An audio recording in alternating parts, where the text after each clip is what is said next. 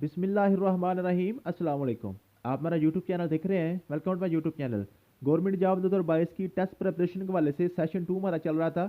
आज सेशन 2 का lecture number 39 है। जैसा कि आपको पता है कि टोटल हमारे 40 लेक्चर होने हैं सेशन 2 के। ये हमारा सेकंड लास्ट जो है ना लेक्चर है।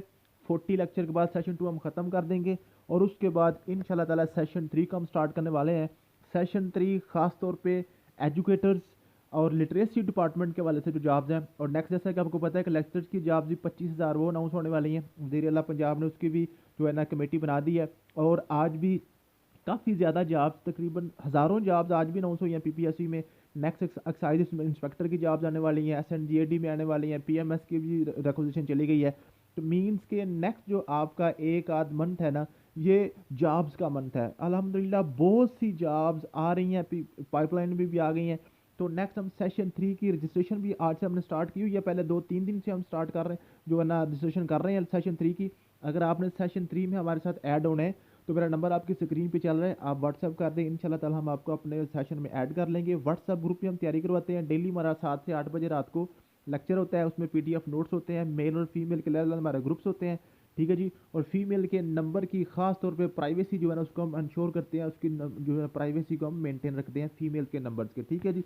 तो मेल और फीमेल के अलग हमारे ग्रुप्स होते हैं और फीमेल में टीचर्स भी हमारी फीमेल होती हैं जो आपको वहाँ पे तैयारी करवाते हैं, ठीक है जी। तो सेशन 2 का हमारा आज ये सेकंड लास्ट लेक्चर है। 39 नंबर 40 उसके मुकम्मल होने हैं। उसके बाद हम सेशन 3 की तरफ जाएंगे। अगर आपने अभी तक सेशन 3 में हमारे साथ रजिस्ट्रेशन नहीं करवाई तो फौरी रजिस्ट्रेशन करवा लें। सेशन 3 जैसे स्टार्ट हो जाएगा इंशाल्लाह ताला हम ये बात करते हैं कि गवर्नमेंट जॉब्स के टेस्ट के वाले से हम आपको गारंटी देते हैं कि टेस्ट हम इंशाल्लाह ताला हम आपका पास करवा देंगे। जॉब मिलना ना मिलना वो अल्लाह ताला के हाथ में है, राज़िक अल्लाह ताला की ज़ात है। टेस्ट की वजह से आप जो है ना नहीं रह जाएंगे कि आप ये नहीं कह सकते कि मेरा टेस्ट पास नहीं होता। चाहे आपकी जो भी क्वालिफिकेशन है आए हमारे साथ शामिल हो, इंशाल्लाह ताला हम आपका टेस्ट जो है ना गवर्नमेंट जॉब उसमें पीपीएससी हो, केपीपीएससी हो, एसपीएससी हो या एजे के पीएससी हो आज़ाद कश्मीर का, या एफपीएससी हो, एनटीएस हो, तो हम आपकी टेस्ट की तैयारी जो है ना अल्हम्दुलिल्लाह 100% करवा देते हैं। तो आज लेक्चर नंबर 39 है। 39 में हम लॉ ऑफ इनहेरिटेंस पढ़ेंगे, ठीक है। इसके लिए थोड़ा सा हमें व्हाइट बोर्ड पर जाना पड़ेगा। व्हाइट बोर्ड पे हम आ चुके हैं। इसको लॉ ऑफ इनहेरिटेंस को कहते हैं जी कानून वरासत, ठीक है। जब भी कोई बंदा अल्लाह ताला की राह से, अल्लाह के हुक्म से वफात पा जाता है तो उसके जो एसेट्स होते हैं, जो उसके पीछे उसकी विरासत होती है, उसकी किस तरह तकसीम होती है, ठीक है। ये क्वेश्चन अक्सर औकात पीपीएस में पूछे जाते हैं, एनटीएस में, कोई भी गवर्नमेंट की जॉब है इसमें जो कानून विरासत का क्वेश्चन आना चाहिए लाजमी शामिल होता है, ठीक है। इसको आपने अच्छे तरीके से समझ लें, आसानी है, बिल्कुल आसान सा टॉपिक है, किसी किस्म कोई इसमें ना कंफ्यूजन नहीं है। तो देखें जी, एक बंदा फोत हो गया, फॉर एग्जांपल कोई बंदा ये जी फोत हो गया, ठीक है। अब ये बंदा जब फोत हुआ है इसकी जो ना 3 हालतें हो सकती हैं, बेसिकली 2 हालतें हैं। नंबर 1 के क्या जी ये बंदा गैर शादीशुदा है, ठीक है, ठीक है। दूसरा क्या जी ये शादीशुदा है, ये मैरिड है, ठीक है। या तो ये अनमैरिड होगा या ये मैरिड होगा, ठीक है। अगर तो ये अनमैरिड है फिर तो काम ही खत्म, ठीक है। अनमैरिड में क्या होगा, सिर्फ उसके पेरेंट्स होंगे, ठीक है, उसके जो पीछे उसके वारिस होंगे, ठीक है ना।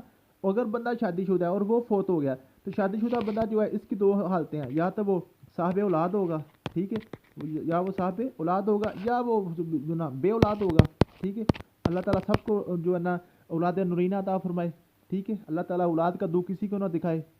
तो खुदा ना खास्ता या वो बे औलाद है या वो साहब औलाद है।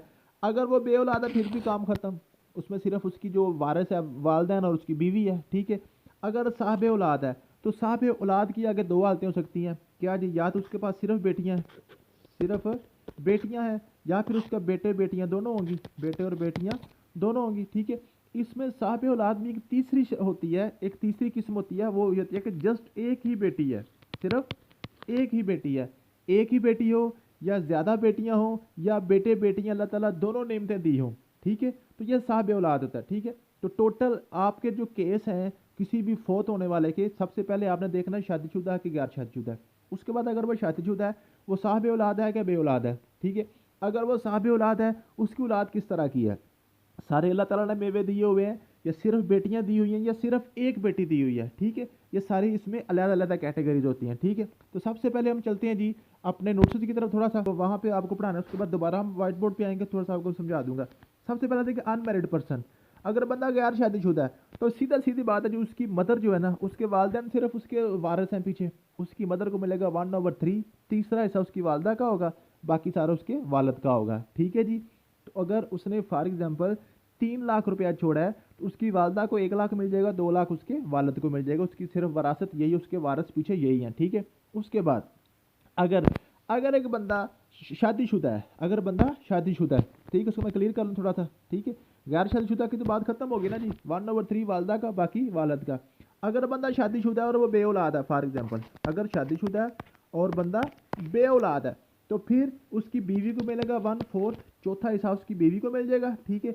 और बाकी जो होगा उसके वालदैन को मिल जाएगा, बाकी उसके पेरेंट्स को मिल जाएगा। ठीक है जी। समझ आ गई या क्लियर होगी बात।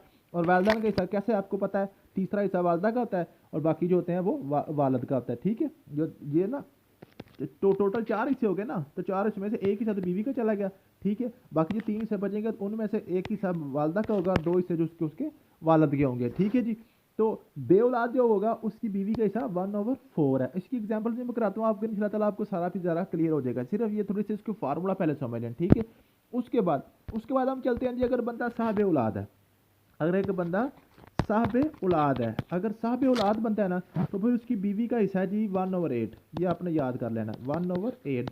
तो बीवी की अक्सर क्वेश्चन यही पूछा जाता है कि उसकी बीवी का हिस्सा क्या होगा।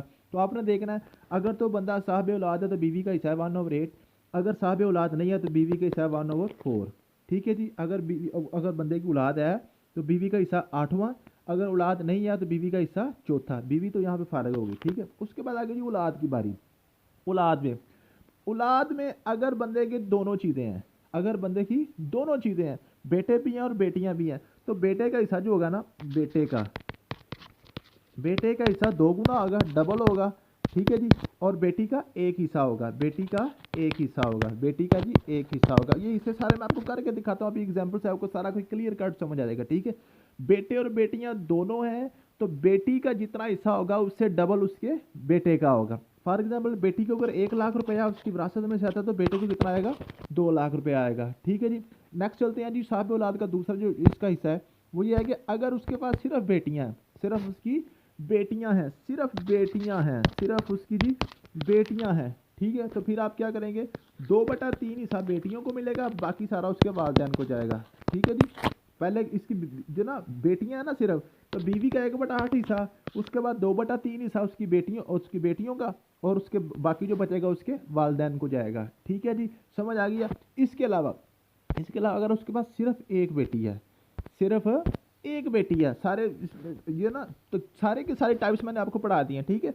अगर तो सिर्फ एक बेटी है उसकी बंदे की, ठीक है ना, तो फिर वो क्या होगा, आधा हिस्सा बेटी को जाएगा। देख लें जी, सिर्फ ओनली 1 बेटी है, अगर ओनली 1 बेटी है तो फिर क्या होगा, उसकी आधी जायदाद उसकी बेटी को जाएगी, 1/8 हिस्सा उसकी बीवी को जाएगा, बाकी उसके वालदैन को जाएगा। अब मैं थोड़ा सा आपको इसकी प्रैक्टिस करवा दूं। ठीक है। फिर मैं इसके क्वेश्चन करवाता हूँ, आपको सारी समझ आ जाएगी।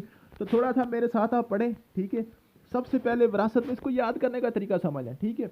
आपने मेरे साथ साथ इसको बोलना है, लेक्चर सुनते हुए आप साथ साथ बोलिएगा। ठीक है। क्या जी, जो कानून विरासत है ना जी, विरासत है, जो बंदा फोत हुआ उसके दो टाइप्स हैं, या तो वो शादीशुदा है या वो गैर शादीशुदा है। अगर तो वो गैर शादीशुदा है तो उसके वारिस फिर कौन है, सिर्फ उसके वालिदैन है। वालिदैन में से क्या जी, 1/3 हिस्सा उसकी वालदा का, बाकी उसके वालिद का, तीसरा हिस्सा वालदा का, बाकी उसके वालिद का। अगर वो बंदा शादीशुदा है तो फिर उसके वारिस कौन कौन से हैं, उसके वारिस उसकी बीवी है और उसके बच्चे हैं और उसके वालिदैन है। ठीक है जी। समझ आ गई है, क्लियर होगी बात। अगर अगर उसके बच्चे हैं तो बीवी का हिस्सा 8वां है, अगर बच्चे नहीं हैं तो बीवी का हिस्सा चौथा। समझ आ गई जी, बीवी भी क्लियर हो गई। अगर बच्चे हैं तो बीवी का हिस्सा 8वां, अगर बच्चे नहीं हैं तो बीवी का हिस्सा चौथा। समझ आ गई है जी। उसके बाद बच्चों की बारी आ गई। अगर सिर्फ बेटियां हैं तो 2/3 बेटियों का, 1/8 बीवी का, बाकी वालिदैन का। ठीक है। अगर एक बेटी है तो 1/2 यानी कि आधा हिस्सा बेटी का, 1/8 हिस्सा बीवी का और बाकी वालिदैन का। अगर और बेटे और बेटियां दोनों हैं तो फिर बेटी का आधा और बेटे का डबल हिस्सा होगा। अब ये क्वेश्चन करेंगे तो आपको फिर समझ आएगी। ठीक, क्वेश्चन क्या जी, Aslam left assets of 4 lakh, उसके 4 लाख उसने एसेट छोड़े हैं।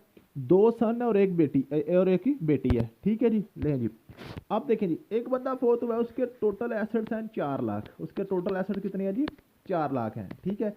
अब उसके वारिस कौन कौन है, वारिस उसके दो बेटे हैं, दो उसके बेटे हैं, ठीक है जी, और एक बेटी है, और एक बेटी है, ठीक है। यही था ना क्वेश्चन, थोड़ा सा मैं पीछे से देख लूँ जी, ऐसा ना हो कि आपको परेशानी हो। ठीक है जी, दो बेटे हैं और एक बेटी है, ठीक है।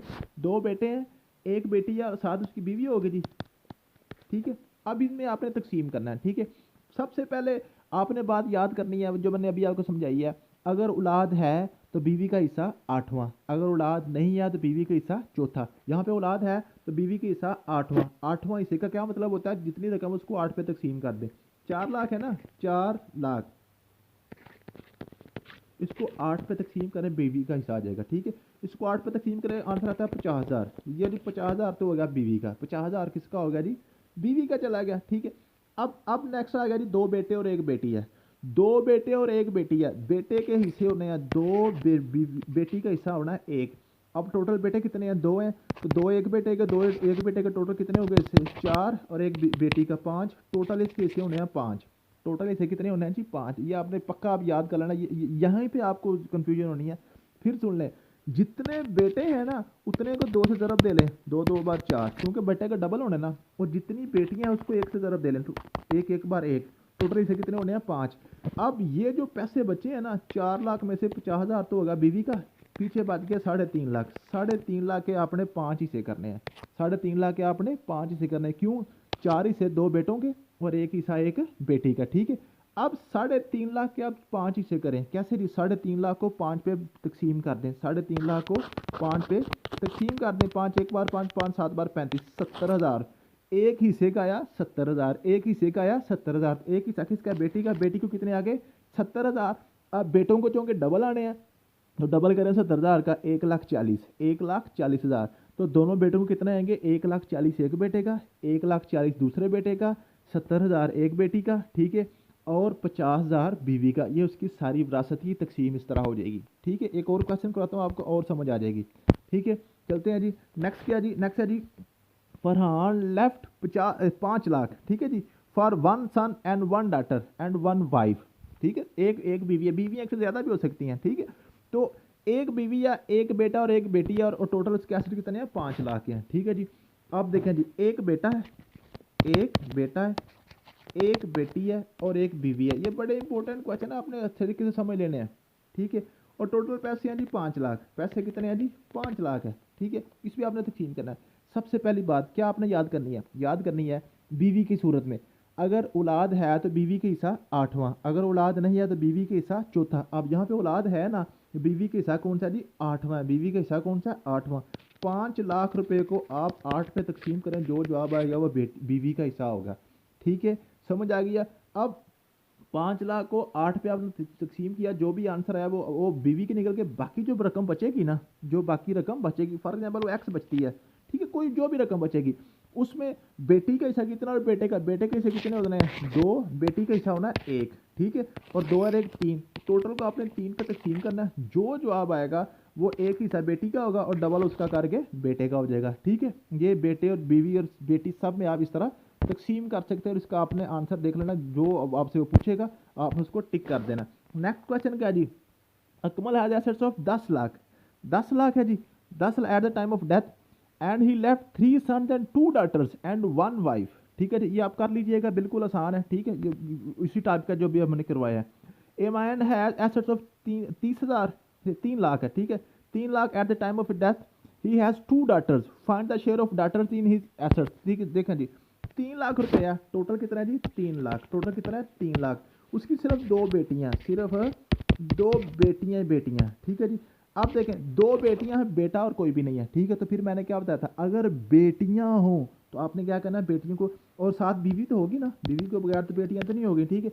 अगर देखें बेटियां मीन्स औलाद है तो बीवी का हिस्सा कितना, 1/8 है, ठीक है, और बेटियां कितनी हैं, 2 है। तो जब मैंने आपको बताया था सिर्फ बेटियां हो तो आपने क्या करना है, 2/3, 2/3, ये आपने याद करना है। जो 3 लाख है ना, 3 लाख को 2/3 से ज़रब कर दें, 2/3 ज़रब 3 लाख, 3 3 से कट गया, बाकी कितना बच गया, 2 लाख। तो 2 लाख रुपया बेटियों को मिलना है, मीन के 1-1 लाख रुपया दोनों बेटियों को मिल जाएगा, ठीक है जी। समझ आ गई। इस क्वेश्चन में सिर्फ उसने बेटियों का हिस्सा ही पूछा होगा, ठीक है। नेक्स्ट एक और क्वेश्चन करते हैं और अपना लेक्चर खत्म करते हैं, ठीक है। देखें जी, नेक्स्ट है, a man has no child after his death find the share of his wife in his asset. उसका बच्चा कोई नहीं है और बीवी का हिस्सा बताएं, तो क्या है जी, 1/4, ये तो आपको पक्का आता है, ठीक है जी।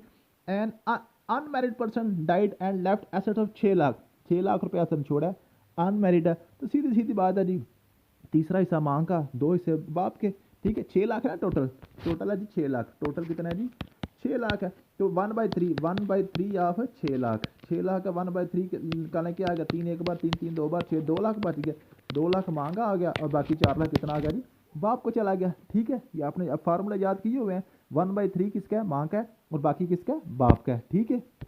समझ आ गई है जी। ये थे आज के क्वेश्चन, उम्मीद है कि आपको समझ आ गई होगी। और नेक्स्ट इंशाल्लाह इसकी मजीद तफसील हम सेशन 3 में पढ़ेंगे, मजीद इसको डिटेल में जाके सेशन 3 में पढ़ेंगे। थैंक यू सो मच, मिलते हैं नेक्स्ट वीडियो में। अल्लाह हाफिज़।